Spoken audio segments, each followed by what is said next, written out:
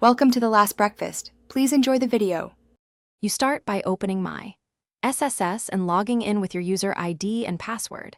Make sure your SSS number, email, and a scanned ID are ready before you proceed, because you will need them soon. Once logged in, navigate directly to the Personal Information section. This saves time versus searching the menu. Do not skip verifying your contact email now, because SSS often sends confirmation links. If you cannot log in, use the Reset option before continuing to avoid session timeouts. Once in Personal Information, choose Update Information and then Contact Details to change your mobile number. You will enter the new number exactly as required, including country code if prompted, because correct formatting prevents verification delays.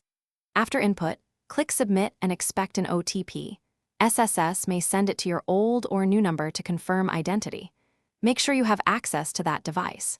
If you do not receive the OTP, request resend. Then pause before multiple attempts to avoid blocking.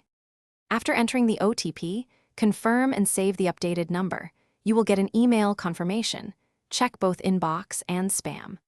Once done, log out and log back in to verify the new number appears in your profile, because immediate visibility confirms success.